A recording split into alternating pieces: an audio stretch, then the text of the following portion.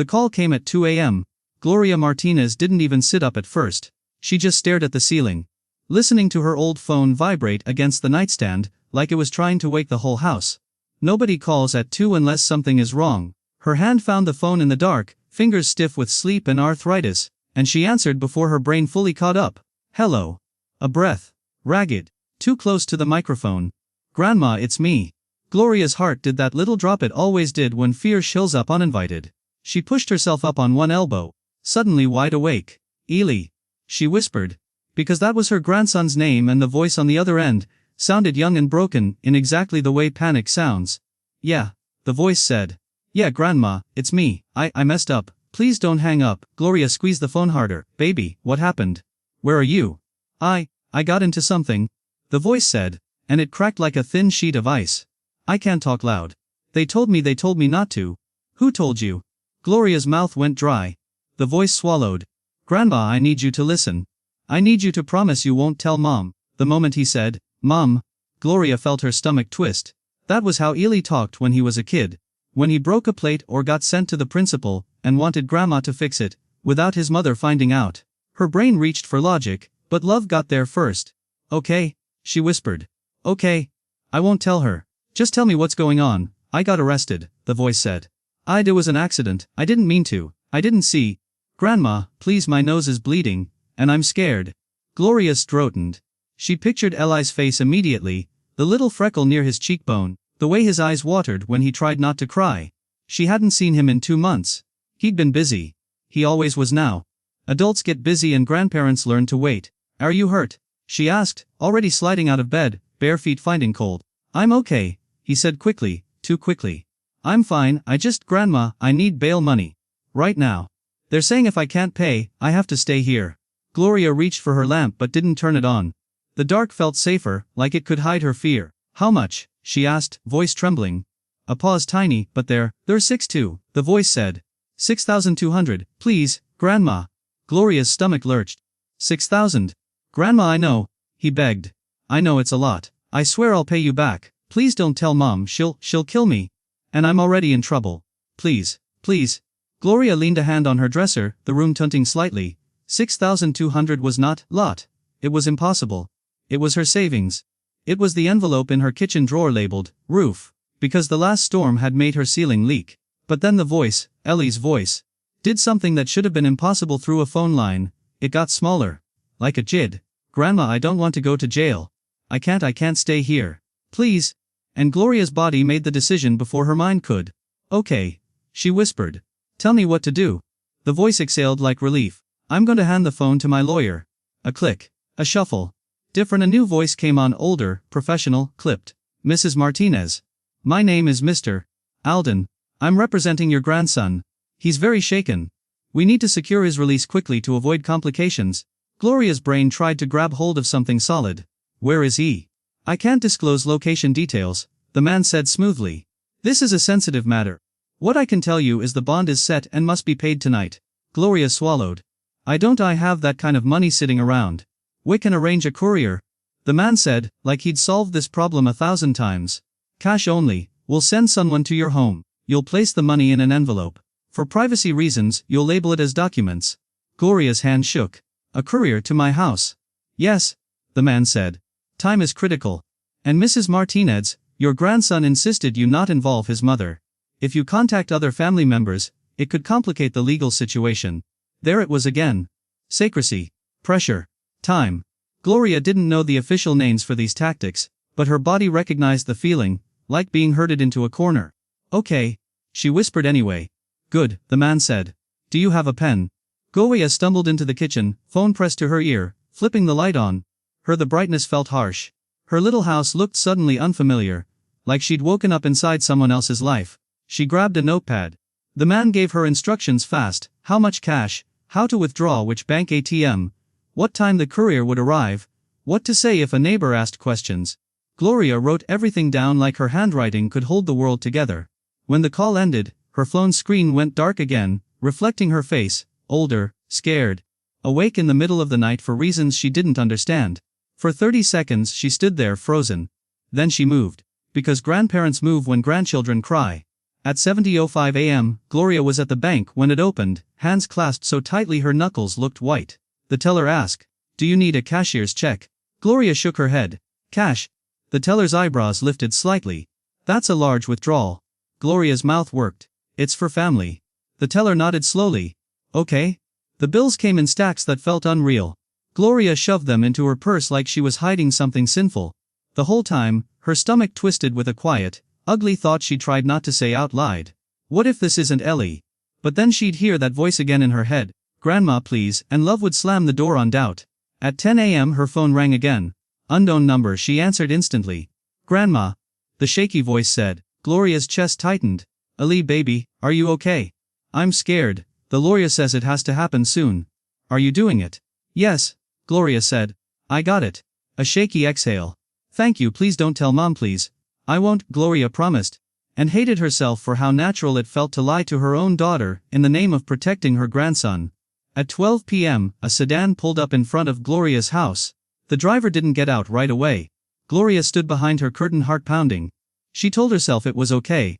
It was the courier. It was the process. The driver finally stepped out. Young, baseball cap low, phone in hand, looking down at the address like he'd done this route for 10 different houses already. He knocked once. Gloria opened the door only halfway.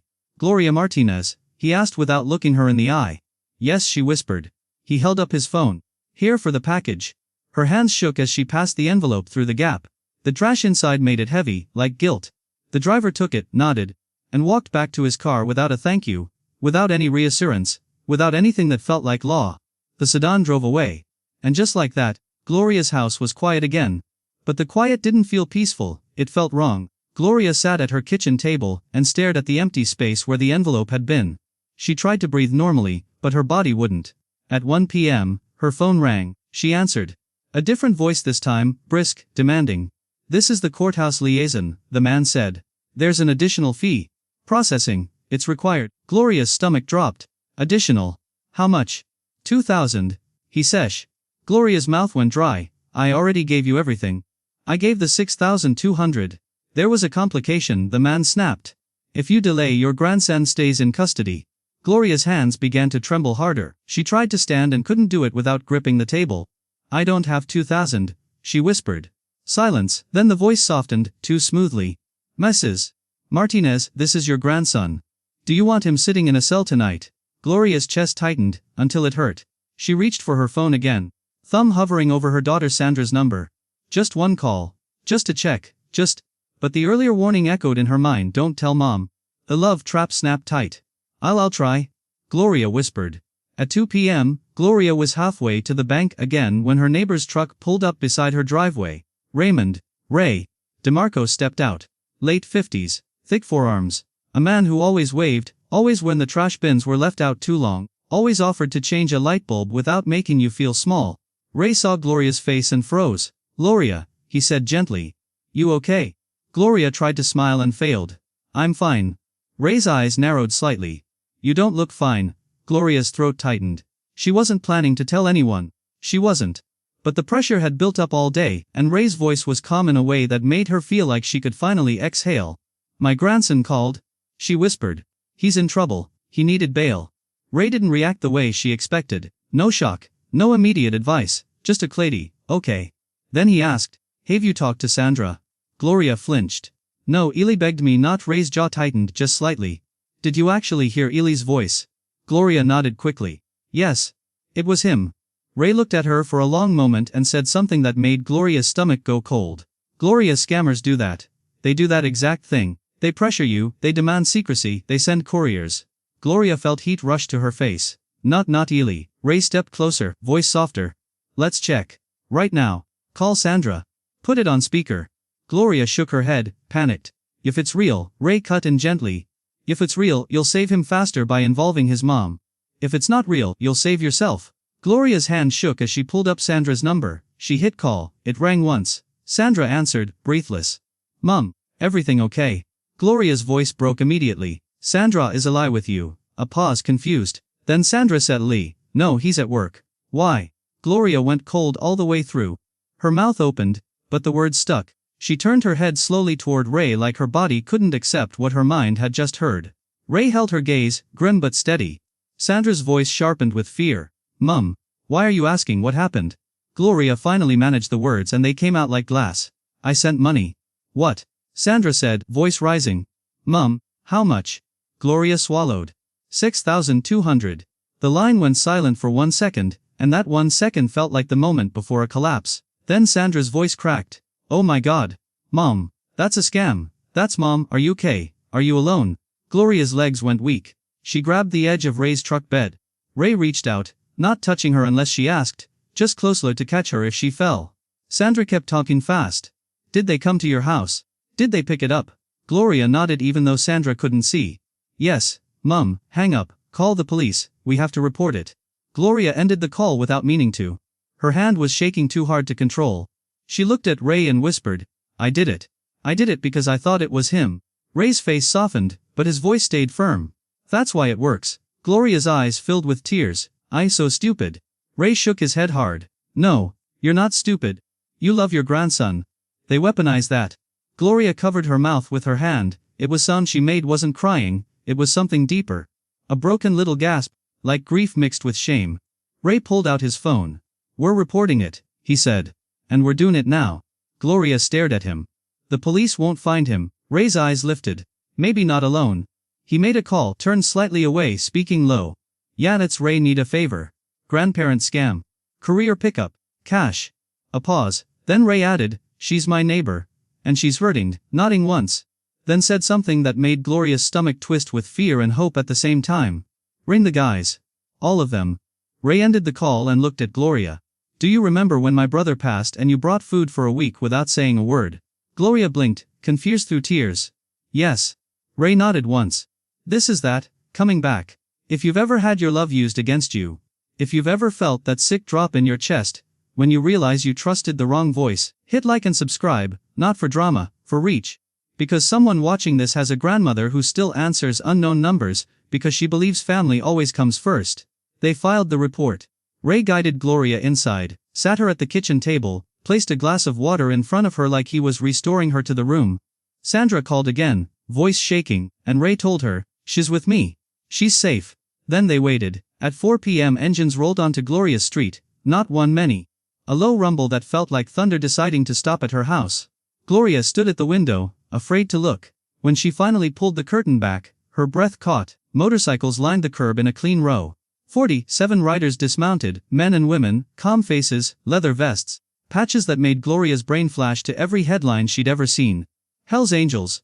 Her hand flew to her chest. Ray stepped beside her. They're here to help, he said quietly. Gloria turned, terrified.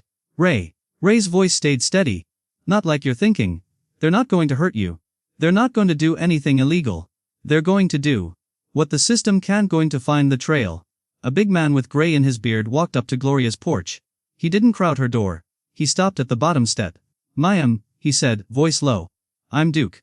Ray called. Gloria couldn't speak. Duke's eyes softened. I'm sorry this happened. We're going to help you breathe again. Gloria finally found her voice, small and raw. I sent money because I thought he was my grandson. Duke nodded once. That's what they do. Then he added, they tell you to keep it secret. Gloria nodded, tears spilling again. Duke's jaw tightened. That's the script. He didn't say it with judgment. He said it like someone who'd heard this story too many times. A woman stepped forward with a notebook. Can you tell us exactly what happened? She asked gently. Times? Numbers, what the courier looked like. Gloria's hands shook as she pointed to the notepad with the scammer's instructions. Duke didn't take it from her. He asked permission. May I? Gloria nodded. They worked like a team, not loud, not chaotic. One person called the bank. One called the money transfer kiosk Gloria had used earlier for a smaller processing fee. She'd been pressured into paying before the courier came. One asked Sandra for screenshots. One asked Gloria what the caller had said word for word. Gloria's shame returned every time she repeated the details, but nobody flinched. Nobody laughed. Nobody said, how could you? They treated her like a victim, not a fool. Duke said, we're filing a complaint with IC3 and documenting everything. He looked at Gloria. You did the right thing telling someone. That's how these scams die. Gloria didn't feel like she'd done anything right. She felt like her love had been stolen. As they worked, Duke explained the scam calmly, not to lecture, but to give Gloria back something she lost control. They pressure you to act fast. They demand secrecy. They use couriers or wires because it's like cash, hard to get back. The FBI has warned that scammers use couriers, wire transfers, mail, even rideshare drivers for pickups in grandparent scams. Source. The FBI has also described how scammers impersonate a grandchild, then hand the call to someone posing as a lawyer or official to push payment fast and keep it secret. Source. The FTC warns that grandkid scams rely on urgent emergencies and secrecy and advises verifying by calling family directly. Source. Gloria listened. And each fact felt like a stitch closing a wound. It wasn't just her. It was a pattern. Then Ray's phone buzzed. He read something and looked up at Duke. He's trying again, Ray said. Gloria's stomach dropped. Trying what? Ray showed Duke the screen. Another unknown number had just called Sandra. Then a text. NETGXTRA2KR. He stunned. Duke's eyes went hard, not violent. Focus, he thinks he still has her, Duke said. Gloria whispered. He's going to keep doing this to other grandparents. Duke nodded. Not if we stop him. They set a trap, not a street trap. A legal one. They looped in local law enforcement and handed over everything: the courier description, the timeline, the phone numbers, the vehicle make and color, and the partial plate. Gloria remembered because she kept repeating in her head like prayer. Then they waited for the scammer to call again.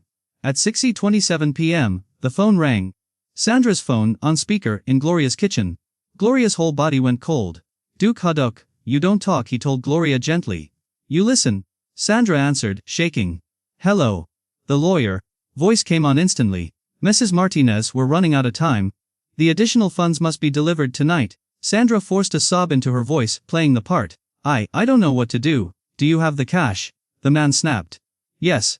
Sandra said. But I'm scared. Good. The man said, voice smoothing into false comfort. Just follow instructions. A driver will pick it up in 20 minutes. Put it in an envelope. Do not involve the police. Duke mouthed. Ask where. Sandra swallowed. Where do we meet? The scammer hesitated, then gave a location. An empty grocery store lot near the edge of town. He wanted distance. Darkness, isolation. Duke nodded slowly. He's sloppy, he murmured. He's getting greedy. They didn't send Gloria. They didn't even send Sandra. Law enforcement handled the meet. Duke and a few riders positioned far away, out of the way, not interfering, only ready to provide witness and support if needed. No confrontation, no violence. Just eyes. At 7 p.m. a sedan rolled into the lot, same color Gloria described. A man stepped out, baseball cap low. He looked around like he owned the night. Then he walked toward the pickup spot. And that was the moment everything tightened, the air. The time, the whole story pulling into a single point. Law enforcement moved in, not dramatic, not cinematic, fast, clean, controlled. The man froze, then tried to pivot, and an officer's hand caught his arm. The cap fell off. His face showed under the parking lot lights, ordinary. Not a criminal mastermind. Just a man who had decided older people were easy targets. Gloria watched from a distance, shaking, her hands pressed to her mouth. She whispered. That's him. Duke's voice was low. That's one of them. Sometimes there's a network. Gloria's knees felt weak. Ray held her elbow gently. The man was placed in cuffs. And Gloria felt something she hadn't felt since the moment she realized it was a scam. Relief. Not because the money was back, she didn't know if it would be. Relief because the voice that stole her love now had a face. A body, a consequence. On the drive home, Gloria stared out the window, numb. The sky looked normal. The world looked normal. And she hated that, because nothing felt normal inside her. Back at her house, Duke stood on her porch and said, one more thing, ma'am. Gloria looked up, exhausted. What? Duke's expression softened. This won't be your shame. Gloria blinked. It feels like it. Duke nodded. That's what they steal after the money. They steal your willingness to trust your own heart. Gloria's eyes filled again. I just wanted to help my grandson. Duke nodded slowly. That's what makes it evil. Ray stepped in. Gloria, tell Duke what you told me earlier. Gloria wiped her cheeks. What? Ray's voice was gentle. The way Eli used to call you. The thing only he would know. Gloria swallowed. He used to say, Grandma, it's your favorite boy. Duke's eyes narrowed slightly. He looked at Ray. Did she say that earlier? Ray nodded. Duke turned back to Gloria. He said carefully, did the scammer say that phrase? Gloria stared. No. He just said, Grandma, it's me. Why? Duke exhaled slowly. Because that phrase didn't come from nowhere. Gloria's heart started pounding again. What do you mean? Duke hesitated, then said, when you handed that envelope to the courier, a man across the street saw it. He saw you crying. He saw the driver leave. He didn't know what it was at first. Gloria's throat tightened. Duke looked toward the street like he could see the memory. A new pharmacist in town. Franklin.